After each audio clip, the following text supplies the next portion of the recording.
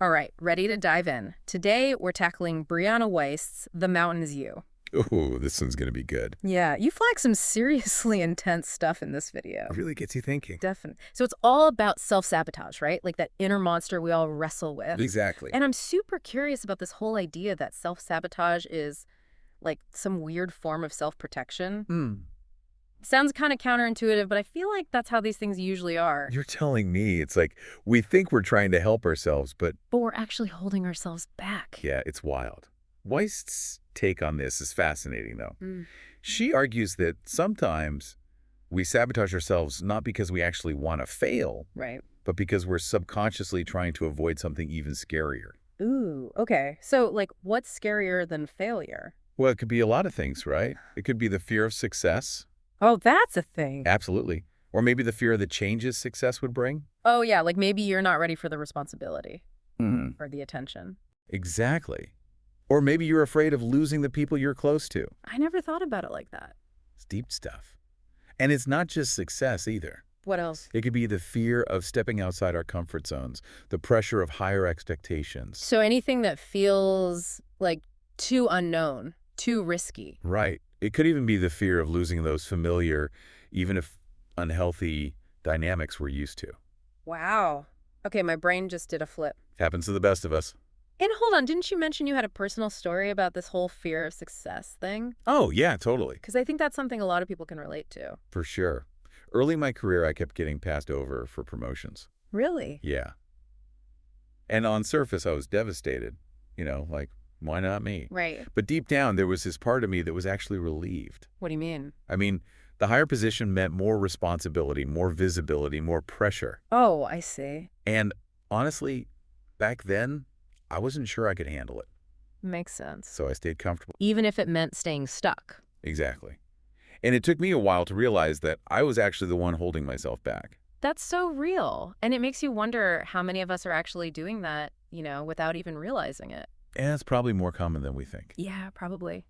But then how do we even begin to untangle this whole self-sabotage web? Right. It feels like there's so much going on beneath the surface. Totally. Like, where do you even start? Well, Weist talks a lot about the role of unresolved emotional baggage. Oh, Like how our past can hijack our present. even if we think we've moved on. Exactly. Those old wounds, those limiting beliefs, they can linger. And influence our behavior without us even realizing it. Exactly. So it's not just about willpower or setting better goals. So it's deeper than that. Way deeper. Heck, It's like, yeah. imagine you're trying to run a marathon, Yeah. but you're carrying a backpack full of rocks. Ooh, I like this analogy. Right. You might be able to make some progress, Yeah. but you're never going to reach your full potential until you address what's weighing you down. And those rocks are the unresolved stuff. You got it. Man, that analogy is hitting me right where I need it. That's a good one, right? It is. Okay, so then this is where the whole inner work thing comes in, right? Exactly. But to be honest, that term always sounds kind of vague to me. I hear you. It's one of those buzzwords that gets thrown around a lot. Totally. So what does it actually mean? Well, at its core, inner work is about understanding the why behind our actions, especially the ones that seem self-destructive. Okay. So not just what we're doing, but why we're doing it. Precisely. And how do we figure that out? That's where things like introspection come in. Imagine sitting down with a journal and really digging into a recent time you self-sabotaged. Okay. Maybe you procrastinated on a big project Been there. or talked yourself out of a great opportunity. Instead of judging yourself, ask yourself, what was I really afraid of in that moment? So it's like detective work. Kind of. Mm. Searching for clues in our own behavior, Interesting. right? And often those clues lead back to our past experiences. Oh. Those old wounds that haven't fully healed. Maybe you had a critical parent who made you feel like you were never good enough. Right. So now you unconsciously sabotage yourself to avoid the potential pain of criticism, even if it's not actually coming. Oh, that's making some connections for me. But even if we figure out the why, how do we actually start changing those patterns, those like deeply ingrained patterns? Right. That's the million-dollar question. It is, because knowing is one thing, but actually changing is a whole other beast. Absolutely. And that's where emotional intelligence becomes a superpower. Okay, I'm hearing a lot about emotional intelligence these days. It's a hot topic. It is, but I still feel like people use it in a lot of different ways. What does it actually mean, like, in this context? Right. Well, think of it as the ability to become the master of your emotional roller coaster. Okay, instead of just being along for the ride. Exactly. Instead of letting fear or insecurity dictate your actions, you can learn to observe them, understand their triggers, and choose how to respond in a way that aligns with your goals, not against them. So it's like instead of just reacting impulsively, Right. we're pausing and choosing a more intentional response. You got it. Let's say you have a fear of public speaking. Ooh, yeah, that's a big one for a lot of people. It is. So instead of letting that fear paralyze you, Right. you can use emotional intelligence to acknowledge it, maybe even delve into why it's so intense, Oh, okay. and then develop strategies to manage it. Like what? What kind of strategies? Well, it could be anything from practicing mindfulness techniques to calm your nerves. Right, like deep breaths, meditation, that kind of thing. Exactly. Or it could be gradually exposing yourself to speaking situations to build confidence. So like starting small and working your way up. Exactly. Okay, I'm seeing how that could work. So it's about working with our emotions, not against them. That's the key. Yeah. But it gets even more interesting. Ooh, tell me more. Well, Briana Weist argues that understanding our emotions is just the first step. To really break free from self-sabotage, we need to go deeper. Deeper. How much deeper can we go? Deep. We need to examine the underlying beliefs fueling those emotions. Okay, now we're getting into the really juicy stuff. Right. It's like this. Imagine your emotions are like messengers delivering telegrams. Okay, I like where this is going. So the telegram might say, like, danger, public speaking ahead. But the message itself doesn't tell the whole story. Right, it's just a warning signal. Exactly. Inner work helps us decipher the sender and the context. So we're figuring out who sent the telegram and why. Exactly. Like, why is this particular messenger showing up? What experiences led to this message being sent? I see. So maybe you were ridiculed for a presentation as a child. Right. And now that old wound is triggering anxiety every time you have to speak in public. It's like a phantom pain, almost. Exactly. It's about understanding the root cause of the emotion, not just the emotion itself. Okay, that makes sense. But how do we actually do this belief excavation work? Do we need, like, spelunking gear for the mind? Maybe not spelunking gear, but self-reflection is definitely key. Okay, so, like, journaling. Journaling is great. Therapy can also be really helpful. Right, having someone to guide you through those deeper layers. Exactly. Even honest conversations with trusted friends can help us identify those limiting beliefs. It's like having a support team for your inner world. Exactly. So let's say the telegram says, I'm not good enough. Ooh, yeah, that's a common one. It is. So we might dig deeper and find a belief like, my worth is determined by external achievements. Oh, wow, that's powerful because we start to see the connection between the feeling and the underlying belief. Exactly. And once we've identified that belief, we can start to challenge it. Okay, how do we do that? We put it on trial. Like, is it really true that your worth is only determined by external achievements? What evidence supports that belief? What evidence contradicts it? It's like cross-examining our own thoughts. Exactly. And often we find that these beliefs are based on outdated information, fears, or even messages we absorb from others without ever questioning them. Wow, that's eye-opening. So it's like we're deconstructing those old narratives that have been holding us back. Exactly. And once we start challenging those beliefs, we can start replacing them with more empowering ones. Okay, so it's not just about getting rid of the negative, it's about replacing it with something positive. You got it. Yeah. It's about rewriting the script, creating a new narrative for ourselves based on truth, not fear. This is incredibly empowering, but I'm also thinking about those times when we, like, fall back into old patterns, you know? Oh, yeah, totally. Like, we do all this inner work, we start feeling good, and then, bam, we're right back to procrastinating or self-sabotaging. How do we deal with those moments? Yes, the inevitable stumbles on the path to self-mastery. Because they happen to all of us, right? They do. No one's perfect. That's for sure. But it can be so discouraging when you feel like you're taking 2 steps back for every 1 step forward. I hear you. And this is where resilience comes in. Briana Weist emphasizes that resilience isn't about never falling. It's about getting back up. Exactly. Getting back up stronger each time. It's like that saying, fall 7 times, stand up 8. Exactly. And a huge part of building resilience is cultivating self-compassion. Oh, okay. So, like, being kind to ourselves when we mess up. Exactly. When you stumble, instead of beating yourself up, Treat yourself with the same kindness you would offer a friend going through a tough time. That's easier said than done sometimes. It is. It takes practice, but it's so worth it because those setbacks can actually be valuable learning opportunities. Wait, so you're saying we should be grateful for our failures? Not necessarily grateful, but we can definitely learn from them. Each time you fall, ask yourself, what can I learn from this? What can I do differently next time? So it's about turning those stumbles into stepping stones. Exactly. But I get it. Sometimes it feels like there's just so many things to work on. Right, like emotional intelligence, inner work, resilience. Where do we even start? That's a great question. And I think it's important to remember that this is a journey, not a race.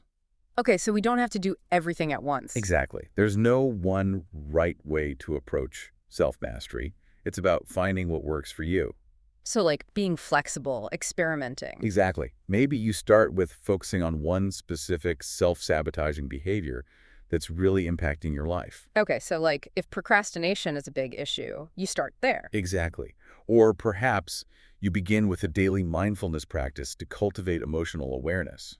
So it's about choosing the tools that resonate with us and building from there. Exactly. And as you progress on your journey, you'll naturally start to integrate these different elements. Emotional intelligence will support your inner work will enhance your resilience, and resilience will empower you to keep moving forward, even when things get tough. And speaking of those tough moments, let's talk about how to navigate those inevitable challenges that life throws our way. Oh yeah, those are guaranteed. Because, let's face it, even with all the emotional intelligence and inner work in the world, we're still going to encounter obstacles and setbacks. Life's gonna life. Exactly. So how do we not just survive those times, but actually thrive in spite of them? Ah, yes, the art of turning pain into power. That sounds intense. It is, but in a good way. This is where Briana Weist's insights really shine. Okay, I'm intrigued. How do we actually transmute something that hurts into something that strengthens us? That sounds kind of like alchemy. It does, right. First and foremost, it's about shifting our perspective. Instead of viewing pain as something to be avoided or suppressed. Which is what we usually do, right? Totally.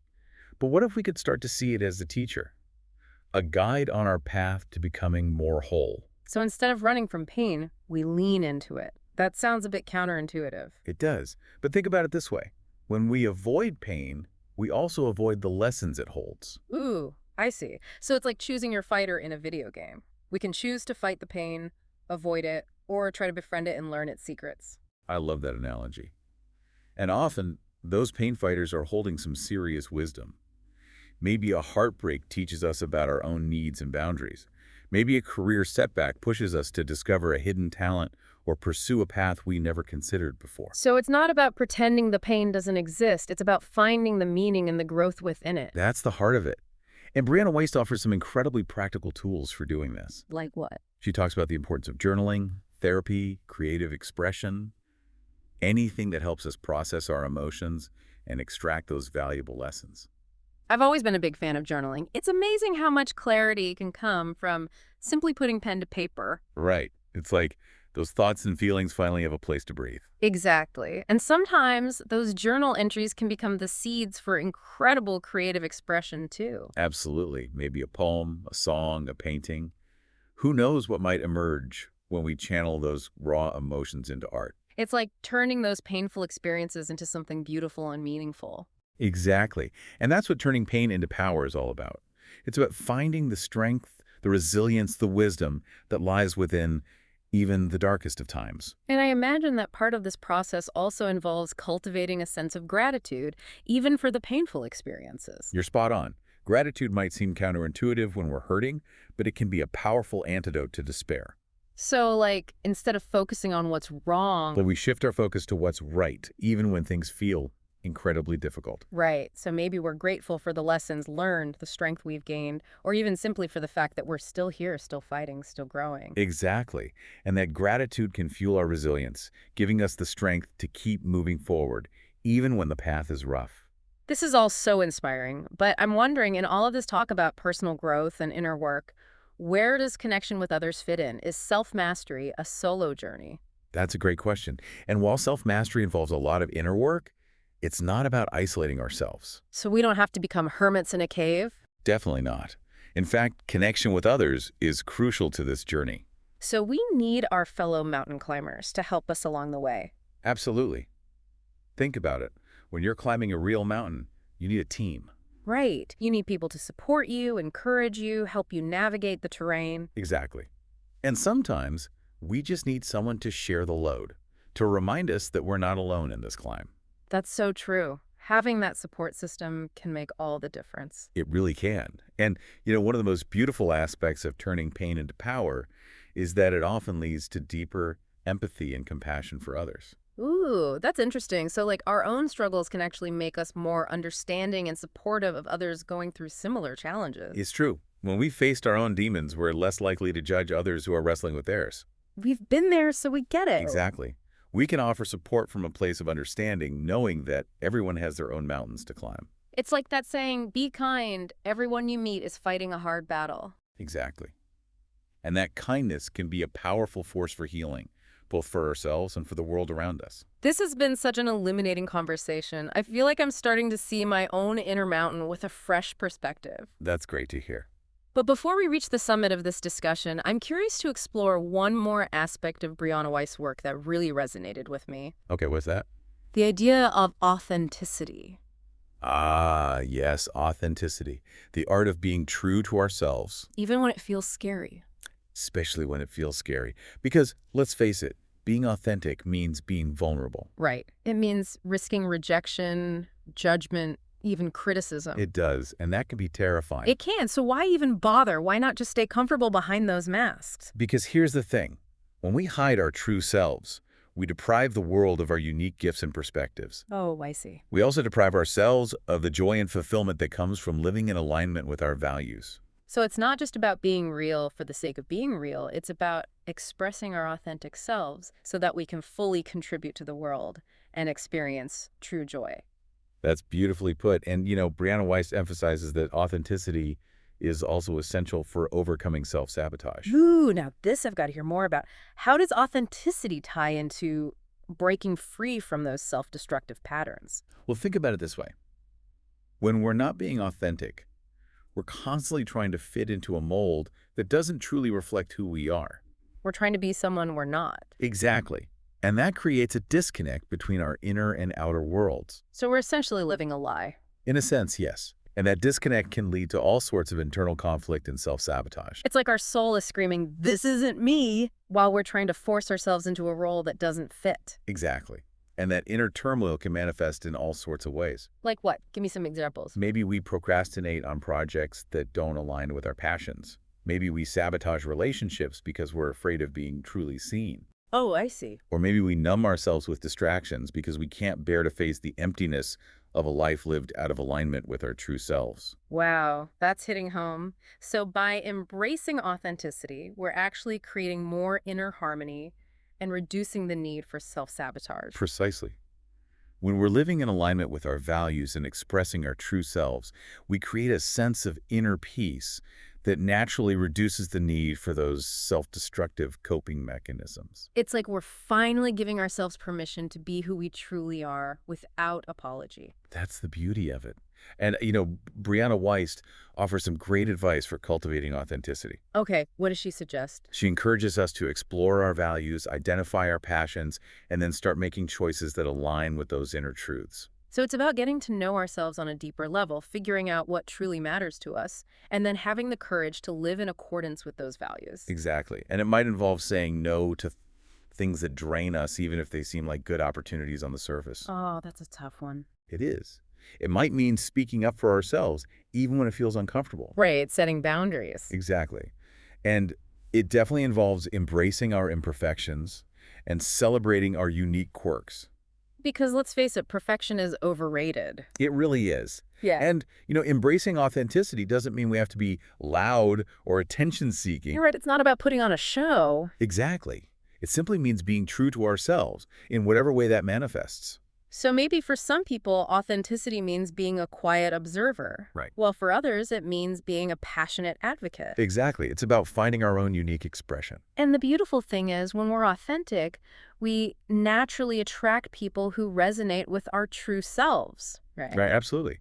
We create deeper connections, more fulfilling relationships, and a life that feels more meaningful and aligned. This has been such a profound conversation. I feel like I'm getting a whole new understanding of what it means to conquer that inner mountain and embrace self-mastery. That's wonderful to hear. But before we wrap up this part of our deep dive, I'm curious to hear your thoughts on something that Briana Weist talks about in her video. Okay, what's that? The concept of personal responsibility. Yes, personal responsibility, the cornerstone of self-mastery.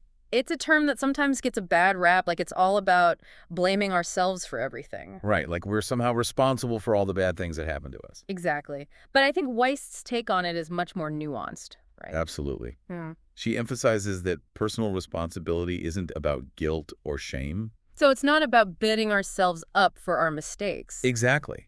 It's about recognizing that we have the power to choose our thoughts, our beliefs, and our actions, even when circumstances are challenging. So it's about focusing on what we can control rather than dwelling on what we can't. Precisely. And that shift in perspective can be incredibly empowering. I can see that. Like instead of feeling like a victim of circumstance, Right. we become active participants in creating the life we want.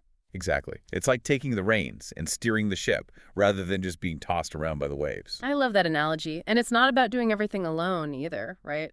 We can still ask for help, rely on our support system. Absolutely. We don't have to be lone wolves. But ultimately, the responsibility for our choices, our growth, and our well-being lies within us. It's about owning our power, recognizing that we have the ability to create change in our lives. Exactly. Even if it's one small step at a time. And, I think one of the biggest obstacles to personal responsibility is the tendency to blame others Oh, for sure. or external circumstances for our problems. It's so easy to do that, right? To point fingers and say, well, if only this hadn't happened, then I would be. I've definitely been there. We all have. It's a common human tendency. But the problem with blame is that it keeps us stuck. Because we're not focusing on solutions. Exactly. It prevents us from taking ownership of our situation and finding ways to move forward. So instead of asking, why is this happening to me?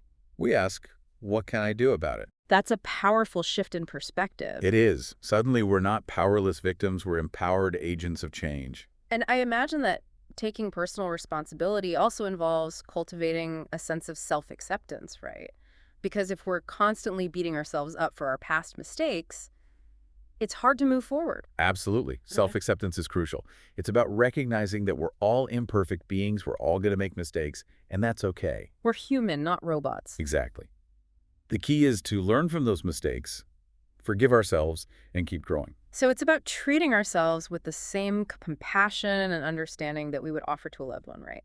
Precisely. And, Briana Weist emphasizes that taking personal responsibility doesn't mean we have to be perfect or have it all figured out. Thank goodness, because that takes the pressure off. Right. It's not about striving for some unattainable ideal. It's about embracing the messy, imperfect process of growth. And showing up as our authentic selves, flaws and all. Exactly. Committing to doing the best we can with what we have in each moment. This has been such an insightful conversation. I feel like we've covered so much ground already, and yet there's still so much more to explore. You're absolutely right. And that brings us to the final leg of our journey, the summit of our metaphorical mountain. I'm ready to reach the peak. What awaits us at the top? What awaits us is pretty amazing. Yeah. It's like this breathtaking view, that panoramic perspective you get from having climbed all this way. Oh, I like that. And I have to admit, after exploring all these concepts, from emotional intelligence to turning pain into power, I'm starting to understand what that view might encompass. But if self-mastery is a journey, not a destination, is there really a top to reach? That's the paradox, right? Yeah. It's about the constant striving, the evolution, the understanding that we're never truly done growing. Think of those seasoned mountain climbers. They don't stop challenging themselves just because they've conquered Everest. They find new mountains to climb. Exactly. New peaks, new terrains, always pushing their limits. So self-mastery is more about the process of climbing than the act of planting a flag at the summit. You got it. And that's what makes it so sustainable. It's not about achieving some perfect state of being, but rather a lifelong commitment to showing up as our best selves day after day, even when we stumble, even when we fall. And speaking of stumbling, Briana Weist talks about something in her video that really resonated with me: the importance of embracing failure as part of the journey. Something that we don't talk about enough, right? Definitely not. It's like we're so conditioned to fear it, to see it as a sign that we're not good enough. It's true. We live in a culture that often glorifies success while demonizing failure. But the reality is that failure is an inevitable part of growth. Every successful person, every innovator, every artist has faced countless setbacks and failures along the way. So it's not about avoiding failure, but about changing our relationship with it. Exactly. Instead of seeing failure as a full stop, we can start to see it as a comma, a pause, an opportunity to learn, adjust, and come back stronger. It's like those video games where you die 100 times before you finally beat the level, right? Each death is a chance to learn the enemy's moves, refine your strategy, and try again. Yes. I love that analogy. And Briana Weist emphasizes that failure can actually be a catalyst for some of our greatest breakthroughs. It forces us to get creative, to think outside the box, to find new solutions that we might not have considered if everything had gone smoothly. So it's about embracing those plot twists in our journeys and seeing them as opportunities for growth rather than reasons to give up. That's the key. And one of the most powerful things we can do when we experience a setback is to ask ourselves, what can I learn from this? What can I do differently next time? Turning those failures into valuable feedback? Exactly. Rather than letting them define us or discourage us. Right, and that takes self-compassion, doesn't it? Because it's so easy to beat ourselves up when we fail. It is. We can be our own worst critics. But that kind of negative self-talk only keeps us stuck in a cycle of shame and self-sabotage.